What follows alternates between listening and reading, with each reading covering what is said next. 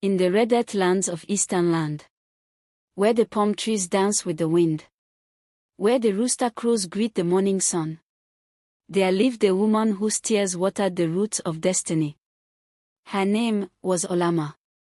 Olamma was kind, gentle, beautiful like the sunrise over River Njoba. She was married to Nana, a proud farmer from the village of Umuchu. Everyone said they were perfect together. But one thing troubled their happiness. For many moons, Olamma could not bear a child. And when she finally did, it was a girl. Then another girl. And then, nothing again. The whispers began. She cannot give him a son. She's cursed. She's useless to his lineage. Olamma cried at night. She cooked, she cleaned, she prayed at the shrine of Oni, the earth goddess. But her husband's family grew cold and cruel. One evening, as the sun sank like a red ember behind the hills, Nana's mother, Mama Uju, stormed into the compound with elders behind her. Mama Uju, firm and bitter. Olamma, you've brought shame to this house. 3 girls and no son. Our name will die in your hands. Leave this compound before the moon rises. Olamma looked at Nana. But he turned away. He said nothing. Not even one word. That night, with her baby girl tied to her back, and another holding her wrapper, Olamma walked into the darkness. Banished. Broken. Alone. She walked until her feet bled. Until her eyes saw only trees. And when her strength gave up, she collapsed beside an old Iroko tree in the forest. The forest whispered around her. Forest voice whispering. She is not finished. Little did the world know that the woman they cast away would one day be the light they all run toward. Stay with us, my friend. This is only the beginning of Olamma's journey. For in her sorrow, a miracle begins to grow. Olamma sat under the big Udara tree behind her hut, her face soaked with tears. The village of Umuk was quiet, but her heart was loud with pain. She had just come from the meeting with her husband's family. They called it a family gathering, but it was more like a judgment. Olamma, her husband's elder brother, Okali, said, "It has been 7 years. 7 whole years. You have given our brother only daughters. No son." The elders nodded. Even her husband, Nana, kept his head down. A woman, Mama Ejima, hissed and shouted, "A woman who cannot give her husband a son is a curse. A tree that bears no good fruit." Olamma's chest tightened. Her 3 daughters were all sitting at home, waiting for her. Nena, the eldest, was only 6. Beautiful, kind, and smart. But to the villagers, girls meant nothing. Then the words came like thunder. "You are banished from this family. Leave by sunrise." Olamma's ears rang. Her legs went weak. Her husband said nothing. Not one word. That night, Olamma packed her small bag. She did not wake her daughters. She kissed their foreheads gently, whispering, "Mama will come back one day." Her heart shattered with every step she took into the darkness. The moon followed her, bright and full. Crickets sang. Owls hooted. She walked past farms, trees, rivers, and old shrines. She did not know where she was going. But she knew she had to keep going. By dawn, her feet were swollen. Her wrapper was soaked with dew. She rested under a palm tree when she saw a strange figure in the mist.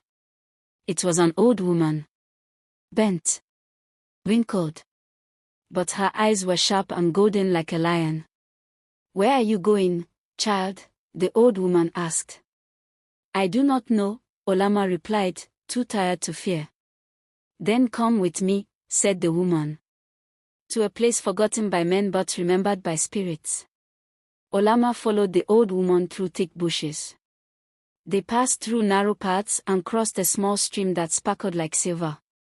Then, suddenly, she saw it, a village hidden deep in the forest. The huts were round with red clay walls and shiny thatched roofs. Birds chirped.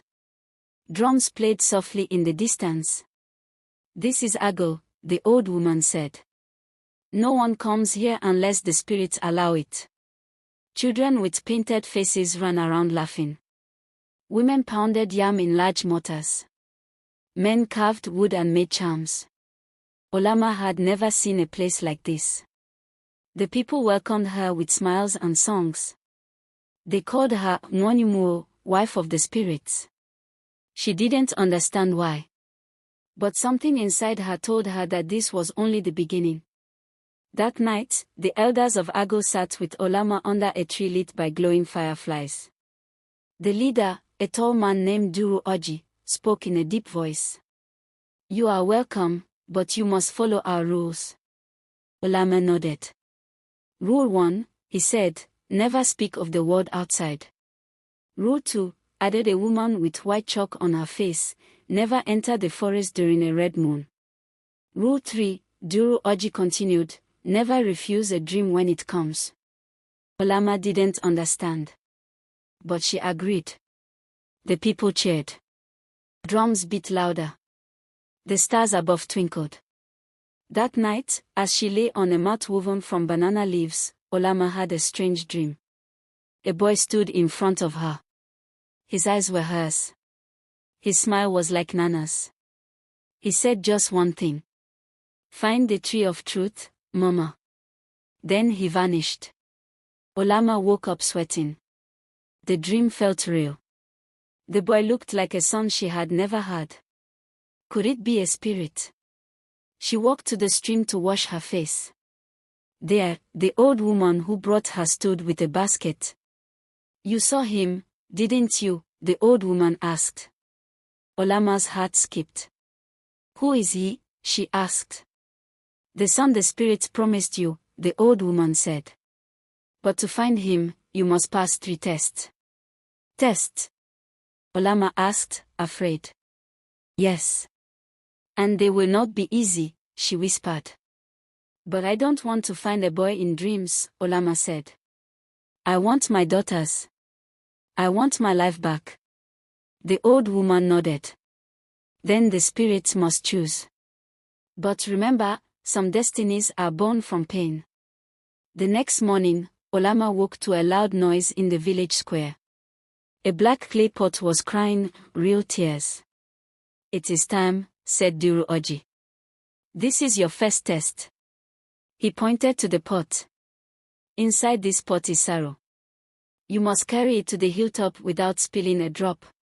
Olamma blinked. How can sorrow be carried?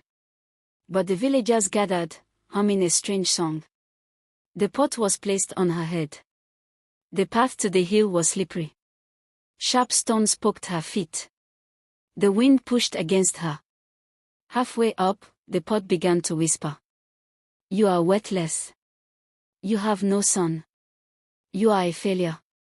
Olamma almost dropped the pot. But then she remembered her daughter's laughter. "I am a mother," she whispered. "And that is not nothing." The pot stopped crying. At the top of the hill, it turned to dust. She had passed. That night, the red moon rose. Olamma stayed inside her hut as warned, but she heard soft footsteps outside. Then a knock. "Olamma," a voice whispered, "It's me." "Nana." Her heart froze. She peeped through a crack. It was her husband. But his eyes were empty. His feet did not touch the ground. She screamed. The villagers came running. Duru Oji poured ash in a circle and spat into it. "It is not your husband," he said. "It is Ohomu, the wandering shadow. It feeds on regret. If you had opened the door," the old woman said, "you would have disappeared forever." Olamma trembled. Even dreams had dangers here. At dawn, Olamma went to the river. The wind began to hum. "Olamma! Olamma!" She looked around. No one. Then a feather floated down. Attached to it was a cowrie shell. Inside the shell was a tiny rolled-up leaf. It read, "The second test begins when the trees weep." That afternoon, all the trees in Ago began to drip sap like tears. Children hid. Drums stopped. Even the goats were silent. Olamma knew it was time. Duru Oji led Olamma to the edge of a dark forest. "This is the forest of lost wombs," he said. "Women who were cast away still cry here." Olamma shivered.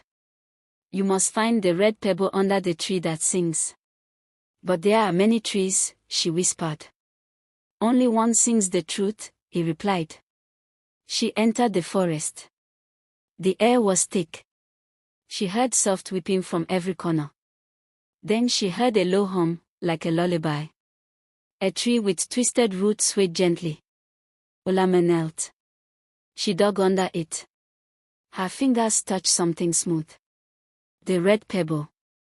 As she stood, the tree whispered, "You are not empty. You are enough." Olamma was led to an open field where stalls appeared out of nowhere. "This is the market of memories," said the old woman. "Your third test." Each stall had something from her past: her wedding wrapper, her first daughter's clay doll, a mat with her mother's scent. "If you take anything," Duru Oji warned, "you stay here forever." Tears filled her eyes. She touched the wrapper. She smiled at the door. But she walked past them all. At the last stall, a mirror appeared. She looked inside and saw herself, strong, glowing, peaceful. She nodded. The mirror vanished. The test was complete. Weeks passed. One morning, a baby was found in the center of the village. No one saw who left him. He had golden eyes. He did not cry. He only stared at Olamma. The villagers called him Obi's heart of a king. Olamma took him in. She knew. This was the boy from her dreams. This was not like other children. By the time he was 2, he could speak in proverbs. By 3, he could play the talking drum, and the drum spoke back. One day, the drum said, "The time of return is near." Olamma's heart skipped. "Return where?" she asked. The drum answered, "To the land that cast you out." Duru Oji called Olamma. "You have passed the test. You have raised the promised child. But going back will not be easy." "Will I be welcomed?" she asked. He shook his head. "Some trees burn when touched by truth." "But I must go," she said. "For my daughters." A hidden path behind the waterfall opened one morning. It was lit by fireflies. Duru Oji handed Olamma a calabash. "This will protect you." Obis held her hand. The villagers of Ago sang as they left. And so, mother and child began their journey back to Yumyuk. The journey took 7 days. When they arrived, the village was silent. People picked from huts. It was as if a ghost had returned. Children whispered, "Is that the woman who was banished?" Olamma stood tall. Obis beside her. Her 3 daughters saw her and ran, screaming with joy. "Mama! Mama!" They had grown. Nena was now 13. The twins were 10. They held her, weeping. She whispered, "I'm here. I never left you in my heart." Olamma saw her husband, Nana. He had married a new wife, Obiajili. She had 1 son, but the boy was always sick. Obiajili stood with proud eyes. "You should not have returned," she said. Olamma smiled. "I did not return for your seat. I came for my children." Obis touched Nana's sick son. The boy stopped crying. His skin glowed. He laughed for the first time. People gasped. Obiajili's mouth opened, but no words came. The village chief called for Olamma. He had a dream, a golden-eyed boy standing on a throne of yam and palm wine. This boy is no ordinary child, the chief said. He is chosen. That night, the talking drum sounded across the village. A message. Truth has returned. Let those who wronged her speak. The next day, elders gathered. They asked Olamma to speak. She told her story. Calm. Clear. No hatred. Okoli, her husband's brother, stood up. He tried to defend himself. But a gust of wind blew his cap off. The villagers murmured. His voice trembled. Nana fell to his knees. I was weak. I chose silence. I failed you. Olamma looked at him. Not all silence is peace, she said. But now, I forgive. Obiajili screamed. The son I gave you is not yours, she shouted at Nana. He is the son of the palm wine tapper. Gasps filled the square. She ran into the forest, never to return. Obis began teaching the children of the village. He healed the sick with herbs and songs. Even elders came to him for wisdom. The chief declared a festival in Olamma's honor. Drums beat. Women danced. Children wore wrappers with her name painted in white chalk. She smiled, but she knew something deeper was coming. One night, the red moon rose again. Olamma held her daughters close. Obi stood outside, calm. It is time, he whispered. Spirits danced through the village, unseen but felt. The villagers had dreams of their ancestors. Olamma saw her mother. You are the tree that refused to fall, she said. The next morning, the old woman from Ago appeared in the market. She pointed to Obis. I gave him to you, she said. But his real mother is the land. Olamma bowed. I understand. I was just his vessel. Obis hugged Olamma and his sisters. I will return one day, he said. But Ago needs me now. He walked into the forest and vanished. Years passed. Olamma became a healer. Her daughters grew into wise, bold women. People traveled from far to seek her advice. And when children asked, who is that strong woman, the elders would say, she is Olamma, the woman who was banished, and became more than a queen. Without Obis, Yumuk was quiet. But Olamma's heart was never empty. Women came with their children. Men came with their sick. Even animals rested near her compound. The village began to change. Girls were no longer called useless. They were taught to farm, speak, and lead. Olamma's daughter started a school under the mango tree. One night, Olamma dreamed of the forest. Obi's voice came through the wind. Mama, they are coming. She woke with a start. Who is coming? She whispered. The wind did not answer. But her dog barked at the darkness. Something had shifted. 3 strange elders arrived in the village. Their faces were painted white, and their walking sticks had feathers. They bowed before Olamma. You are the guardian, they said. We come to warn you. Warn me of what? The old curse of Yumuk is waking. The childless drum has been struck. Olamma's heart skipped. Long ago, they said, a jealous woman placed a curse on Yumuk. If I cannot bear children, she cried, then let no womb here rest in peace. The curse was buried in the sacred drum. That drum had been silent for generations. Now, it had been struck. And the curse would rise again. At first, it was 1 girl. Then 2. By the 5th moon, 10 girls had disappeared.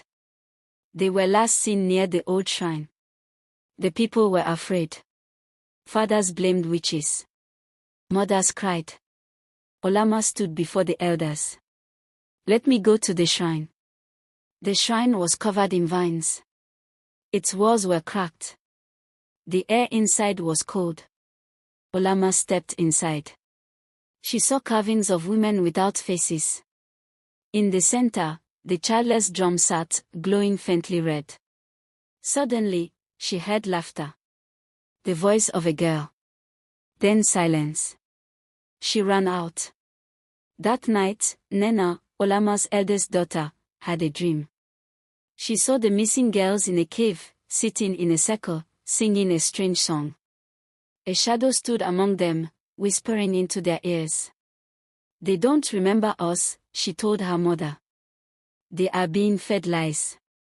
Duru Oji appeared once more. He gave Olamma a small clay flute. "This will lead you to the path of echoes," he said. "Only truth can pass through it." Olamma blew the flute. A path opened in the forest. She took Nena and the twins. They began the journey. They reached a cave. Inside, the missing girls sat, staring ahead like statues. A woman in black stood in the center. Her eyes were hollow. Her hair long and wild. "I am Ekwolo, the first woman who was cast out," she said. "They belong to me now." "I, too, was cast out," Olamma said. "But I found my voice." "You are different," Ekwolo hissed. "You had a son. I was enough even before he came." Ekwolo screamed. The cave shook. Nena began to sing. A lullaby their grandmother used to sing. The other girls blinked. One by one, they began to sing too. Ekwolo screamed again, but her body turned to ash. The curse was broken. The girls returned home. Fathers wept. Mothers danced. Olamma was carried on shoulders. She had done what no one else dared. She faced the curse and won. One morning, a white dove flew into Olamma's hut with a scroll tied to its leg. It was from Obis. "Mama, I am proud. You broke the old chain. But more will come. Be ready." She smiled. "Always." One evening, a fireball fell from the sky and landed in the stream. The water boiled for days. No fish remained. People feared it was a sign. Olamma knew they were right. Something darker was coming. A small boy arrived in the village. He said nothing. He followed Olamma everywhere. But he cast no shadow. Nena watched him closely. This boy is not what he seems. Olamma went to the forest and called upon Ezenwaninshi, the spirit of the tortoise. "Lend me your eyes," she begged. That night, she saw the boy's true form. He was not a boy, but a spirit sent to steal joy. She trapped him in a calabash. Nana, her husband, had become quiet and thoughtful. He began working with his daughters on the farm. One day, he stood and said, "Olamma, I see you now." "Truly?" She nodded. Sometimes, change comes late, but it still comes. Word of Olamma spread. Villages sent messengers to meet her. She must teach our women. She must show us her ways. Olamma traveled with her daughters. They taught. They healed. They blessed. The village of Odi crowned Olamma Nwoninu, the woman of life. They placed a crown of fresh green leaves on her head. Drums rolled. Fires danced. The girl who was once banished was now a queen. One night, someone placed a gourd of palm wine at her door. It smelled sweet, but inside was poison. Nena stopped her just in time. They found a note, "You should have stayed gone." The past still had sharp teeth. The twins, now bold and strong, began to dream of the spirit world. They spoke in their sleep. One day, they vanished into the river. Olamma cried. But 3 days later, they returned with glowing skin and new songs. They had been chosen by the river goddess. In the center of the village, a tall tree began to grow. No one planted it. It whispered secrets when the wind passed. People gathered beneath it. Under this tree, no lie could be told. Olamma sat there daily. And peace began to grow. A woman covered in rain arrived. She claimed to be the wife of the thunder god. She challenged Olamma to a duel of riddles. They sat before the people. One asked. One answered. In the end, the rain bride bowed. You are truly wise, she said. One night, the market turned black. Shadows sowed lies. Spirits sowed fear. Olamma walked through with a calabash of truth. Wherever she passed, shadows vanished. The market returned to normal. She had cleansed it. Years had passed. But on the day of Olamma's 60th birthday, a young man in white robes walked in. It was Obis. Tall. Glowing. Smiling. He hugged his sisters. And then his mother. Obis declared a new festival, not for sons, not for daughters, but for both. Let no child be seen as greater, he said. And so it was. A new tradition was born. The old chief died. The people gathered. They chose a new chief, Nena. The first woman chief of Yumuk. She wept. I will serve. A strange illness came. People forgot their names. Even Olamma. But Obis mixed herbs, spoken with the names of ancestors. One by one, memories returned. It rained for 7 days. But the rain danced. It never destroyed. People laughed. Children played. It was the rain of blessing. Olamma sat under it and smiled. In a dream, her mother came. You broke the chain. The women after you will walk free. Olamma woke with tears. She had done what no one else had. The truth tree bore fruit. Anyone who ate it saw their past clearly, and forgave themselves. Olamma gave it to young girls who had been shamed. They healed. The ground outside her hut began to hum. It sang songs from her childhood. It was the ancestors, welcoming her slowly. One evening, under a full moon, Olamma danced. The whole village watched. Even the trees leaned in. She danced for the girl she was. The mother she became. The great Egui of NRI sent a royal messenger. He had heard of Olamma's works and wisdom. She must come and bless the palace, he said. Olamma went with her daughters. She touched the king's staff. That night, it rained gently in NRI for the first time in months. The king's mother was sick, unable to walk or speak. Olamma sat by her and held her hand. She whispered, "Your time is not yet. Return." The old queen opened her eyes and smiled. Olamma became known across the east as Nwani Oma, the good woman. But fame brings enemies. One night, a masked woman crept into her hut and left a dark powder near her head. Olamma fell sick. Her eyes turned red. Her body burned. But she smiled and said, "This is not how I end." The twins called upon the four winds of Ola, Yuzo, Ife, Ikom, and Enchita. They stood around Olamma and sang. The powder flew into the sky, and a loud scream filled the night. The masked woman was never seen again. While cooking, Nena saw a face in the flames. It was her grandfather, Olamma's father. "She has one task left," he said. "Then she will rest." Nena told her mother. Olamma nodded. "I already know." Odiu was the village that had once mocked her most. The village that had once thrown stones at her. She returned with palm wine, kola nuts, and songs. "I forgive you," she said. The women wept. The men bowed. A river of peace flowed again. In Odiu, a woman gave birth to a baby who did not cry.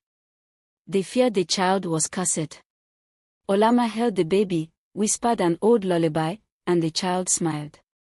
"You will be a prophet," she said. They named the child Chidra, what God has written.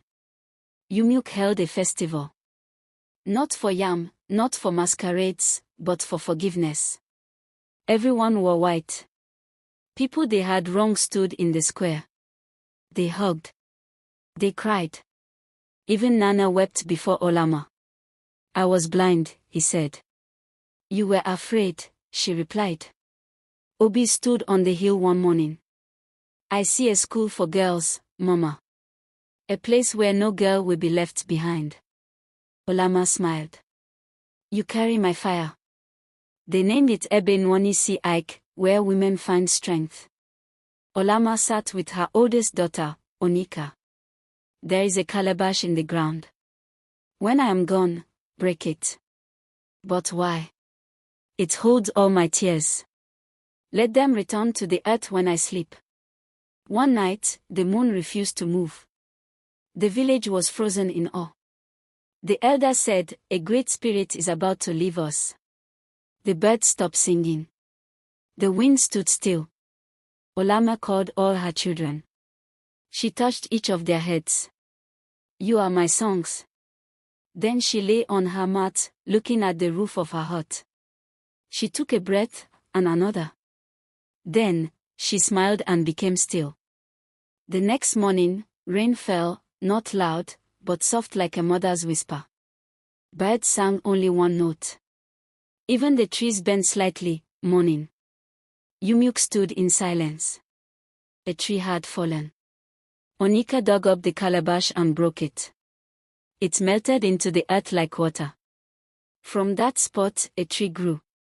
It bore no fruit, but its leaves healed fevers. They called it Ogu Olamma, Olamma's hill. Children gathered around the tree every evening. They told stories of the woman who changed everything. The one who was cast out and became our crown. Her story was passed from lips to drums to dances. Whenever the wind passed through Yumuk, it carried a soft hum. Old women said, that's Olamma's laugh. The girls of the village always turned to the wind and said, we hear you, Mama. Her grave had no gold. Just flowers, stories, and footpaths from all directions. The stone read, Olamma. She who was enough, even without a son. She who gave life to daughters, and to all. She who turned shame into song. And that, dear listener, is the story of Olamma, the woman they banished, the mother they begged to return, and the legend who became the heartbeat of a people. If this story touched your heart, don't forget to like, subscribe, and share.